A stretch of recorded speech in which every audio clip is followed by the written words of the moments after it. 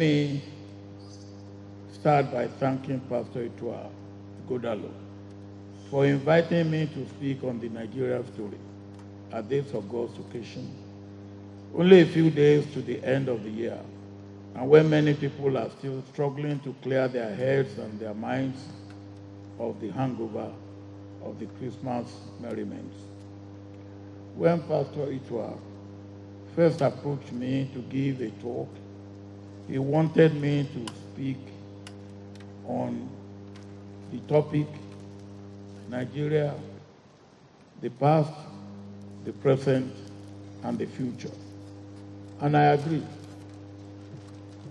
On second thought, however, I decided that I should turn greater attention to our present and our future than to our past, given the short time allotted to me, even though the past is important to fully understand the present and to guide the future. I take it that any essential point on the past can be touched upon during the interaction after my presentation. But in this discussion on our present and our future, I have chosen to focus on the issues of debt, economic development, and sustenance of democracy. Because of the deleterious effects of these, if care is not taken on the legacy we will be bequeathing to the successor generations of Nigerians. I consider this topic a very important one that requires a lot more introspection and indeed circumspection. I say this because I considered it a duty and responsibility as a citizen to enrich public discourse with insights and perspectives on topical national issues. This is not in any way to put anyone on the spot, but rather to ensure that we have exhausted all possible alternatives on issues before we take a particular line of action which will affect this and the next generation and beyond. At my age, it is safe to assume that I cannot live for another number of years that I have already lived. And I honestly do not pray that I live for another 80 or even 40 or 30 more years. In essence, whatever may be my concern for tomorrow, it is purely based on my concerns for the succeeding generations of Nigerians, and surely not about me or my generation. And whatever the imagined gains I might be deemed by anybody to have in mind. I dare say that all well-meaning Nigerians who have contributed to the growth and development of our country since independence till date have a responsibility to make reasoned contributions no matter on what side of the divide we find ourselves. There's a common collective that cannot be negotiated nor be allowed to be obliterated or tied to a millstone. There's a dangerous emerging trend today in Africa, and it is eerily familiar with developments on the continent in the 1970s. Our political leaders have suddenly developed not just a taste for, but a voracious appetite for debt. As usual, most of such debts that are procured are hardly thought through. Predictably, ability to repay such debts is lacking. Unfortunately, for us. And unlike in the past, the new creditors are less tolerant of our limitations and inadequacies and are now demanding to manage institutions and agencies with a view to recouping their loans. Such has happened in Sri Lanka. We extrapolate from this to decide the future impact on our already compromised sovereign existence. Current prognosis suggest that things might really get worse. The invitation and the choice of this topic for this gathering couldn't have been timelier. In this case, the issue of Nigeria rapidly sinking under the weight of debt, both foreign and domestic, should bother us all. Let me state at the onset that using debt to finance growth or development is a double-edged sword that must be wielded with a high degree of discipline, responsibility, and foresight. A well-calibrated debt for infrastructure and other developmental goals could be very positive. However, we do not need to speculate. We need to examine our historical experience. Everyone knows that our governments are notoriously deficient in serious and adequate discipline, and most often lack competence and consistency as well. We borrowed to build a light rail in Lagos, embarked on the project, and a succeeding governor abandoned the project for his full term of 4 years at 65% completion, when it should have started paying down on the loan. This light rail is important for the whole of Nigeria, not only with respect to man-hours of GDP that will have continued to be saved, but also because such loans are normally federally guaranteed. So it is a loan to be paid by all Nigerians. At the same time, there are bus terminals that were presidentially declared open, but not used. This type of situation was not in Lagos alone, but variously in other states like Rivers and Cross River.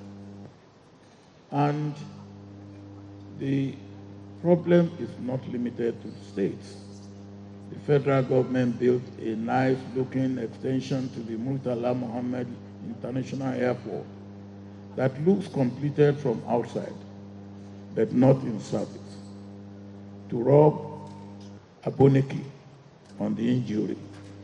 Some clowns are talking of demolishing the main airport and rebuild from scratch. Where on earth is a poor country wasting resources that way?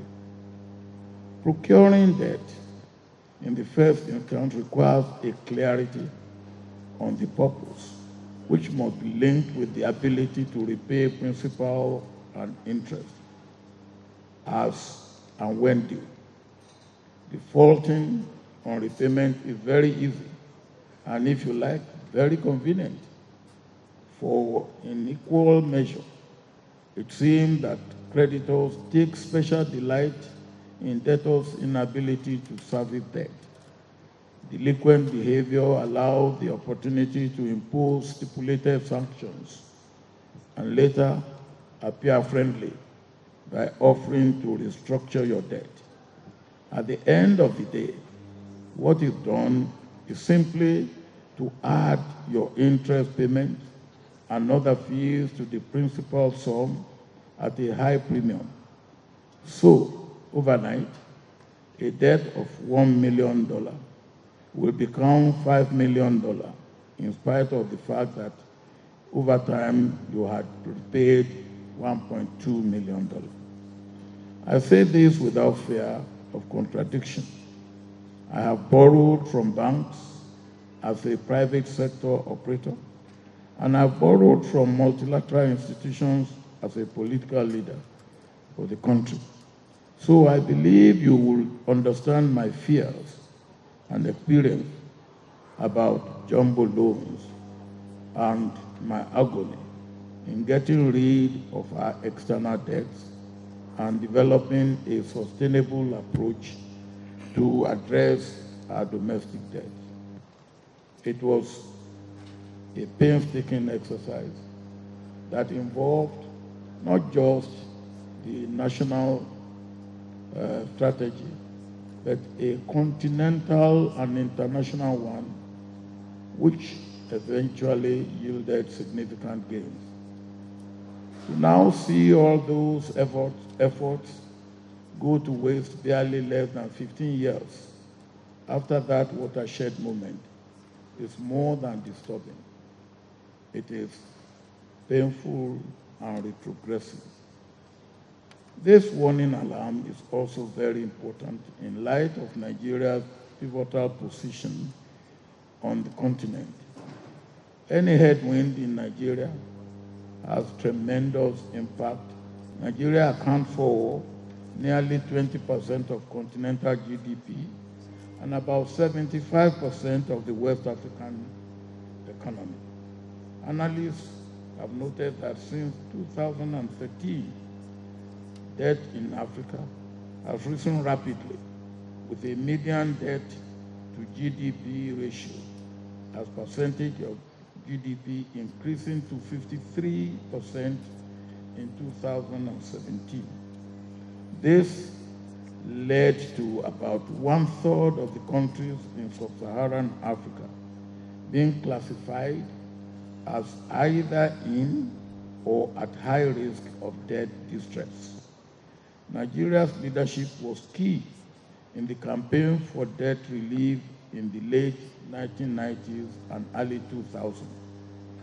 Our relapse into debt will be a wrong signal to the rest of the continent and could be tantamount to backing the entire continent into another era of highly indebted poor countries. Ladies and gentlemen, let me illustrate my concern more concretely. Without being immodest, I can claim to have experience in matters relating to our national debt, especially foreign ones. As military head of state during the era of excess funds in banks and credit institutions abroad, after increase in oil prices in the 1970s, which led to a sudden upsurge in liquidity, with which we were begged to borrow, using the same argument as we have today, that we were underborrowed. This led to the first jumbo loan, as it was called then, of $1 billion. By the time I came back as a democratically elected president, a little over 20 years later, we have two problems of debt. London Club, we constitute private sectors that have formed a cartel of creditors, ganging up against us and making economic life difficult for us as a nation. And Paris Club, which was the Western government creditors, taking up what we borrowed in cash and kind from them and buying some debts of their private sector organizations. By the beginning of the 21st century, Nigeria has a debt burden of almost $36 billion, with about $31 billion owed to Paris Club and about $5 billion owed to London Club. We were spending almost $3 billion to service our debt annually without the quantum of debt going down, and with harsh penalty being accumulated and added to the quantum of the debt when we defaulted.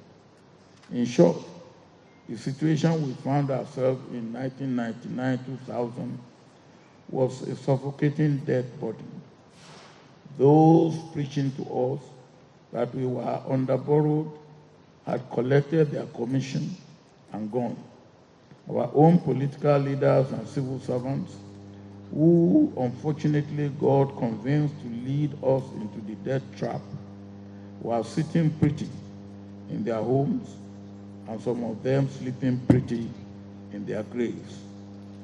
As the then political leader, I inherited an economy with a meager $3.7 billion in foreign reserve, less than enough to finance or meet our import obligation for 6 weeks. What was more, crude oil was trading at about $9 per barrel. Our foreign creditors were barging down our doors, demanding payment. As I said earlier, at that time, we were committed to servicing our debt with about $3 billion every year. The really unnerving and totally annoying part of that reality then was that there was no consolidated and accurate record of Nigeria's debt.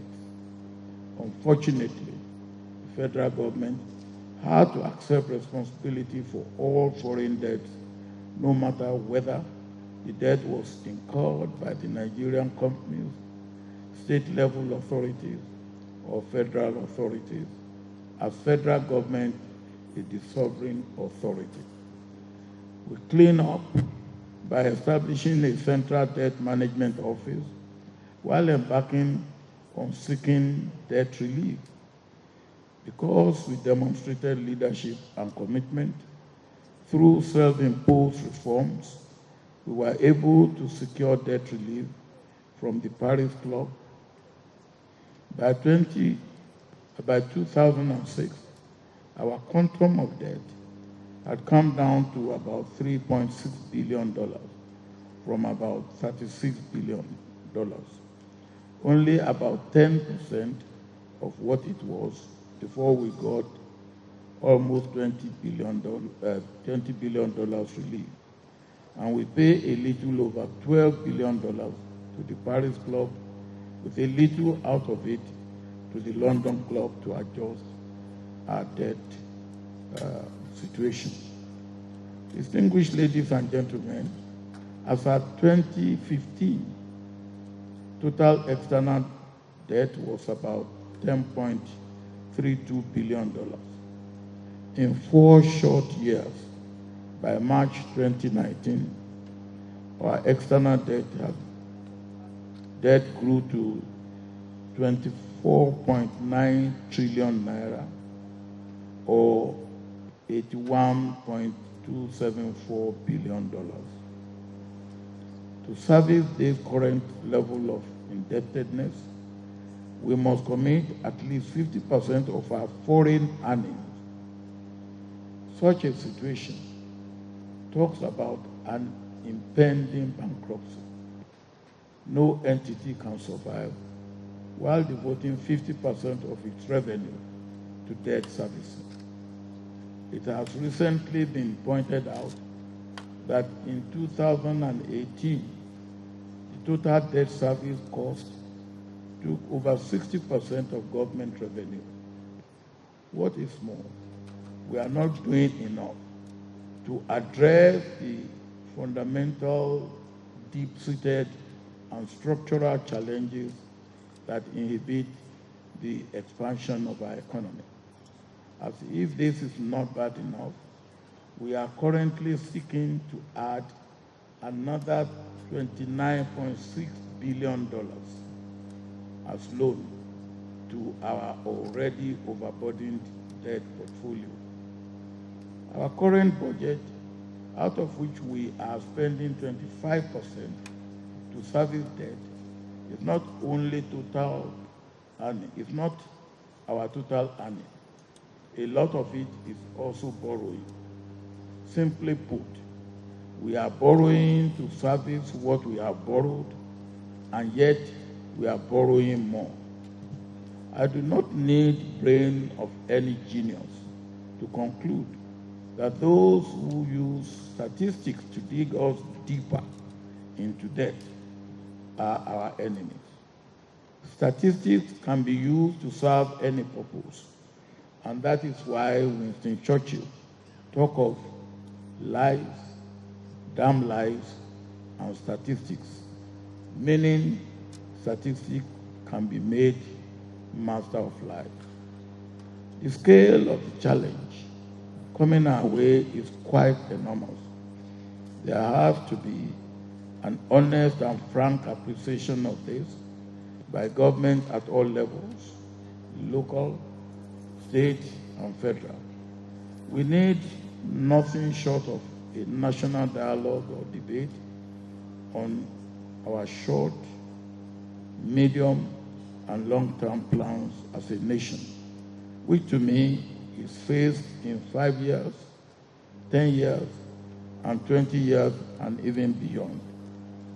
My biggest worry is that with the scale of debts we are walking into with our eyes wide open, there are already fiscal challenges to meet our obligations.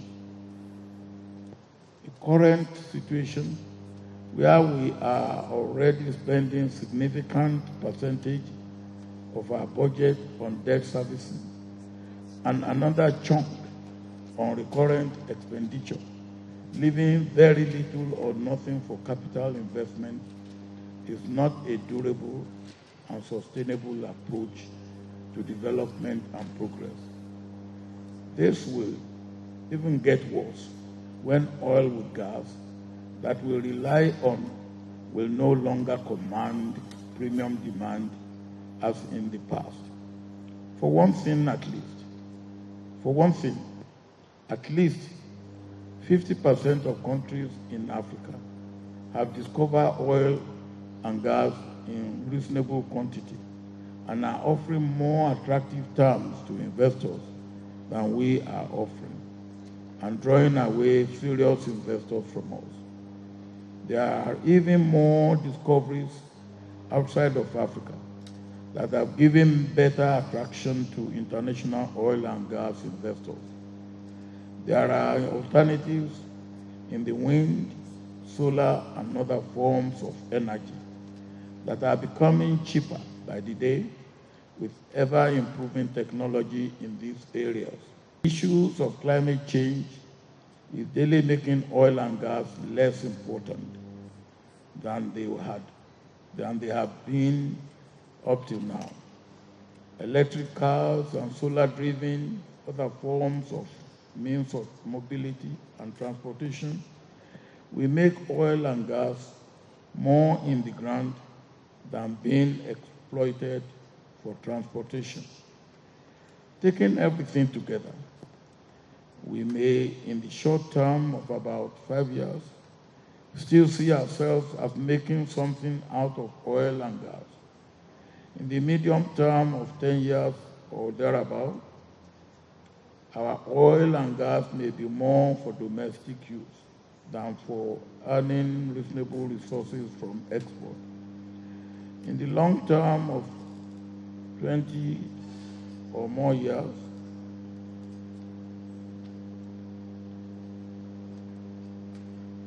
most cars and other means of transportation might have got out of petroleum products for propulsion. What is the Nigerian strategy for this fast approaching time when pure water will be worth much more than oil? An international hue and cry on climate change may not even permit us to use our oil and gas for energy generation. What are we going to have for energy generation and in what mix? The fate of our minerals will be similar to oil and gas. as wasting assets that are not renewable. We must therefore make hay while the sun shines. This is when the real impact of these debts we are piling up will start to bite. What is more, we may never secure another debt relief. Remember that Algeria, with President Bouteflika, tried everything they could to secure debt relief, which we did secure for Nigeria. They never got it. I know for a fact that cornucopia of the international community's mercy is decidedly thin. It is unlike God's rains that fall on the just and the wicked alike. I fear for the future we are bequeathing to our children and to their children and their children's children. I believe that it will be foolhardy, irresponsible, and wicked for us to tie a millstone of debt around the neck of the successor generations of Nigerians. We need to take hard and important decisions that will facilitate a balanced allocation of resources to both capital and recurrent expenditures. At this juncture, the important question to ponder will surely be to ask if there are no other options to debt that is being incurred. Surely in the global investment and capital market, there are other options. First, if our infrastructure is well packaged, private sector investment can be encouraged and mobilized. Well-packaged infrastructure can be made to pay in the medium term. Another option will be to use public-private partnership to fund some of the various infrastructural projects. I guess the concern will be that the management and ownership will not be vulnerable to local political manipulations. For once, all Nigerians need to rise up and shout in one voice and call on the National Assembly to rise up to its core duty and responsibility and save our children and our grandchildren and their grandchildren from being mired in debt. Let us use other options. Like Saudi Arabia, I understand, will be raising over $20 billion to finance projects through private equity. We can do likewise.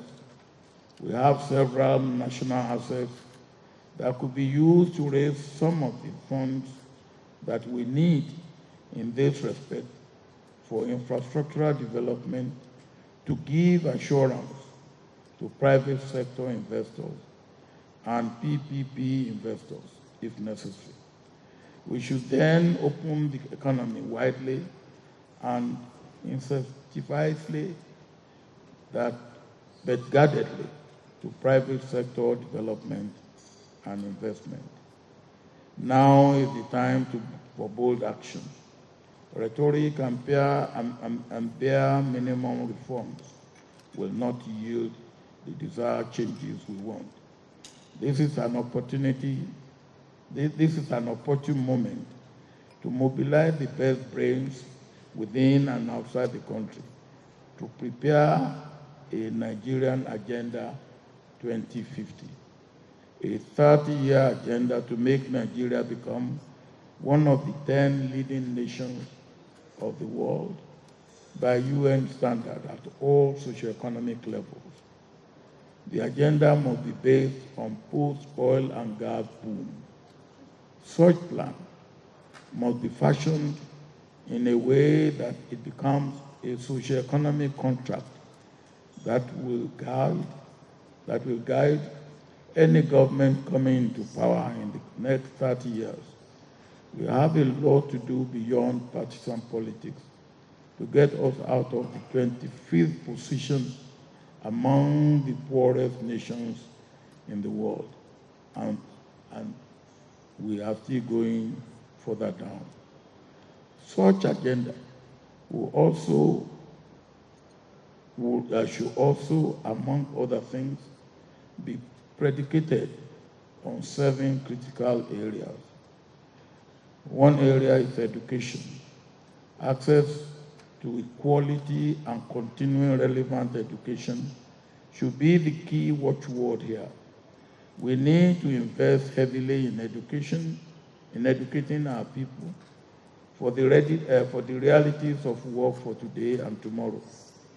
Our educational goals must be such that they align, enable, and empower the realization of our Agenda 2050 goals.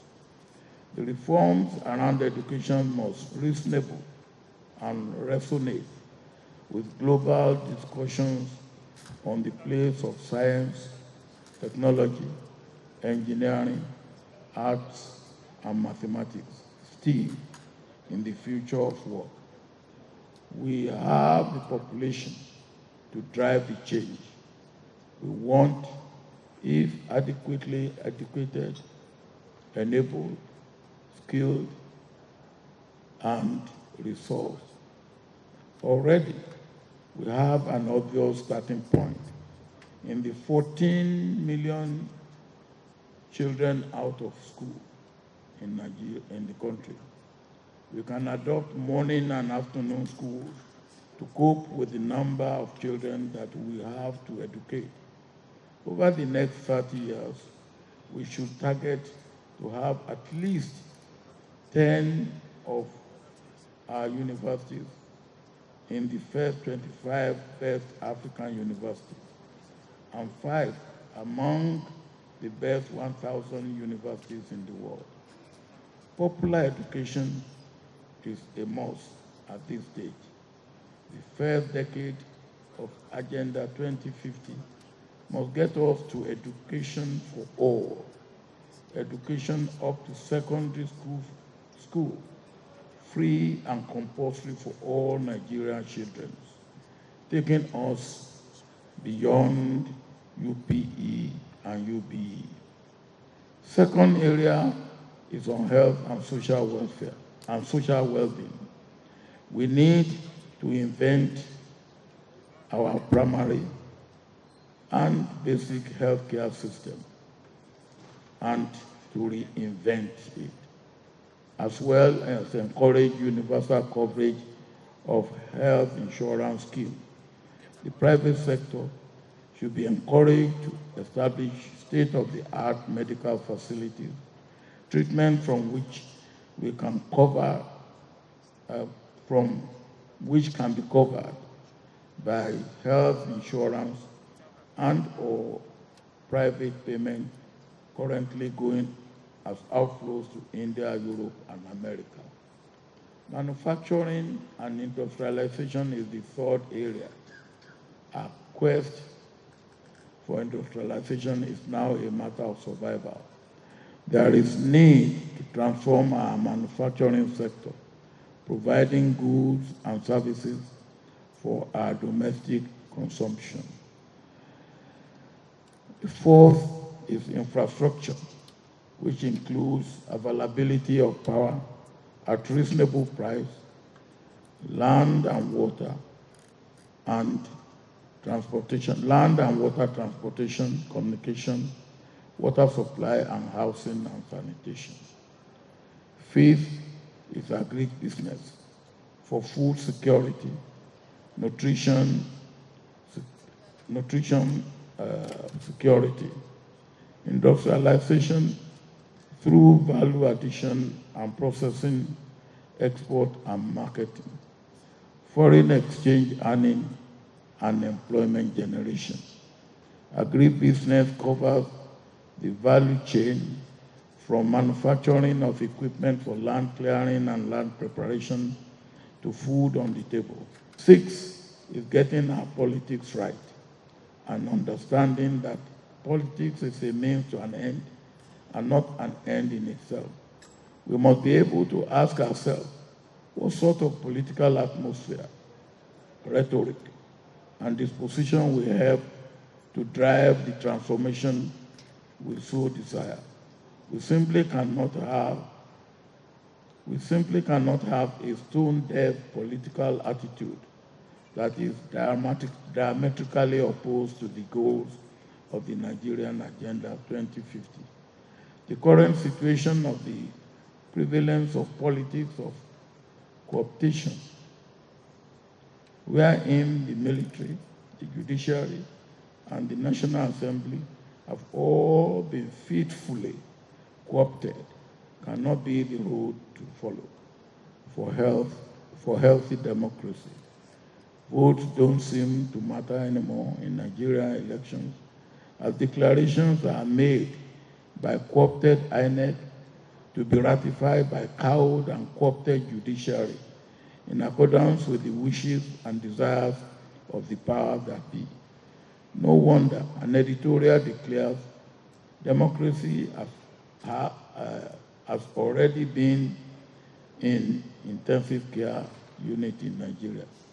It is the responsibility of Democrats in and out of the country to join hands to defend and save democracy in Nigeria for the good of all Nigerians. Failure in this regard is ominous and forebodes an impending disaster for the country. I have been a victim of a non-democratic Nigeria, and I can assure and attest that it is the worst thing that anybody can wish, plan, or do to Nigeria. Our politics must enable growth and transformation. Our politics must respect and venerate diversity, because that is what makes us what we are as Nigerians. Our politics must ensure our governance agenda empower our regional and global ambition. There has to be a synchronization, not just at the federal, but also at the federating unit, including states and local government. Where there's need for reform in our politics and political arrangement and system, we must not fight shy to embark on such reform. Maybe recognition has begun with President Buhari at his 77th birthday, acknowledging the flaws of this year's election by promising that he would work for free, fair, and credible elections next time around. I hope and pray that the promise will be backed by credible action. Last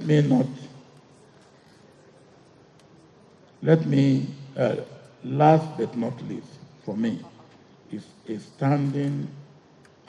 our standing at the regional and international level. What seems to have happened is that we have quietly ceded our normal position in regional and international affairs. We are, by all that God has given us, a leading African nation. We have to wear and play that role boldly, assertively, and intentionally, but mindful of concern and interest of others. We should be at the forefront of key regional projects and programs, such as the African Continental Free Trade Agreement. We must not just be big brother, we must be exemplary. We must use our influence at this level to attract positive attention to our goals as a demonstration of the domestication of agreed and shared values at the continental level, as well as in contribution to the goals of the African Union Agenda 2063 and United Nations Sustainable Development Goal 2030. Distinguished ladies and gentlemen, let us take stock of the last 60 years which have been mixed blessings.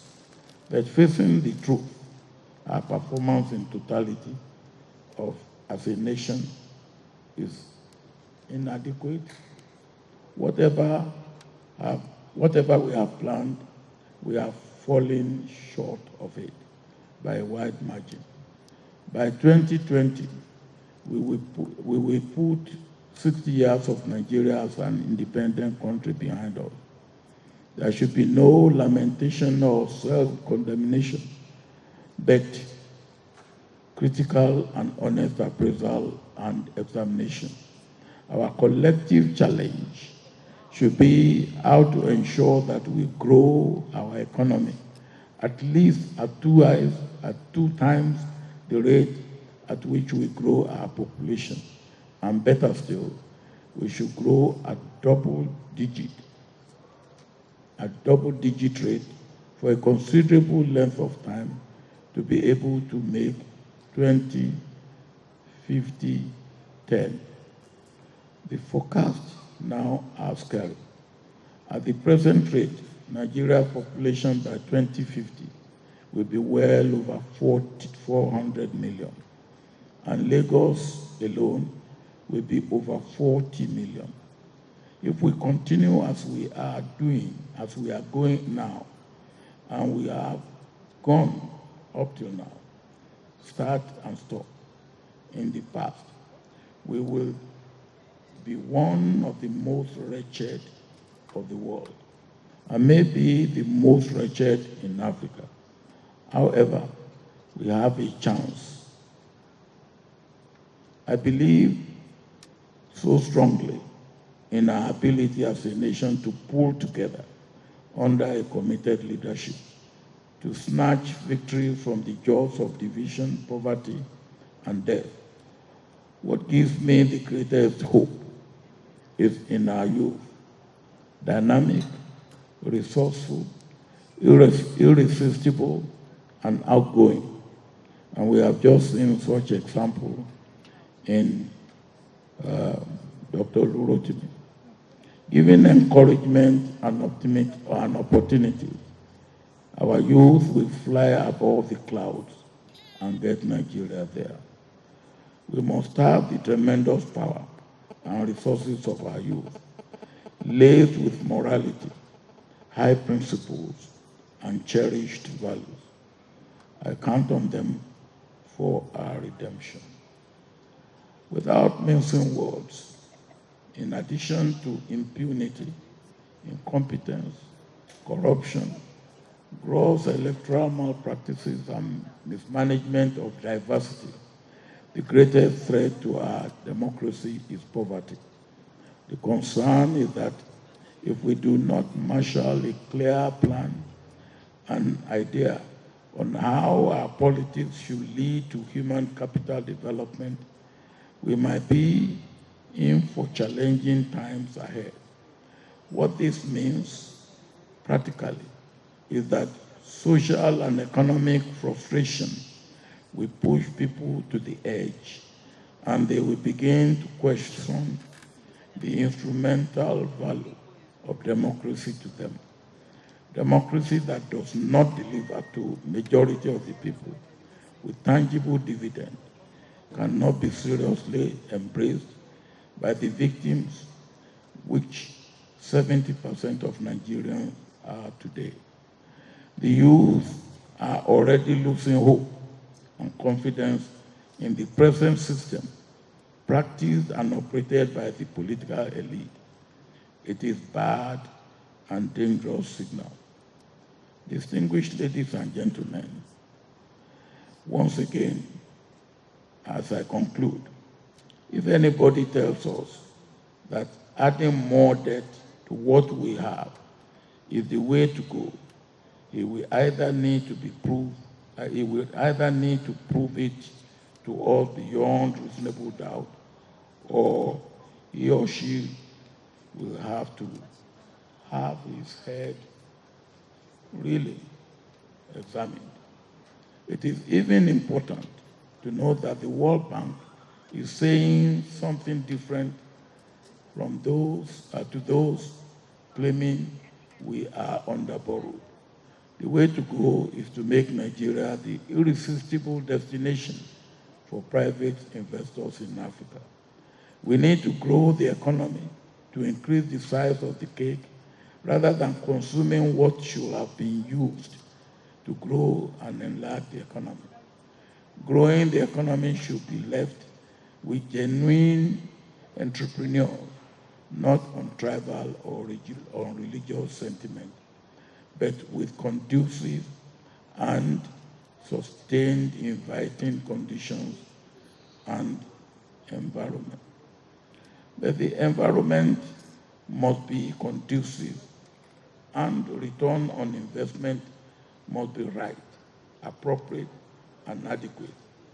Nigeria lost the last 2 decades of the last century, and the little progress made in the first decade of this century has been wiped out. But let's put the last 2 decades of the last century and the first 2 decades of the present century behind us and plan and execute vigorously for the next 3 decades so that when by 2050 the population of Nigeria will be over 400 million and those who will make it happen are already born.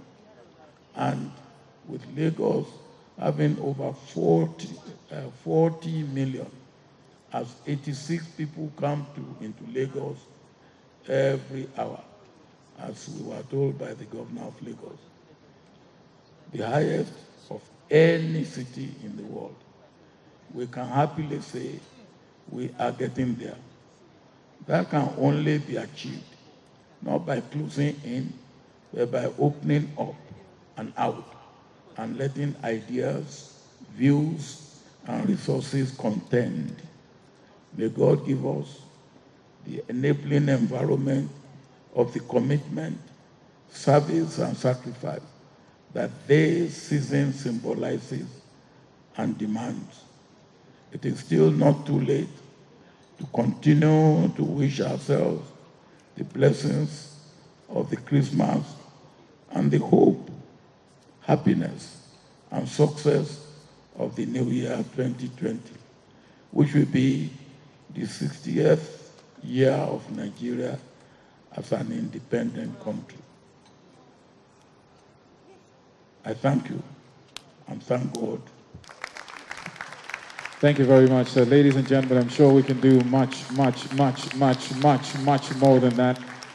The silence in the room is a testimony to the depth and the gravity of what Baba has said.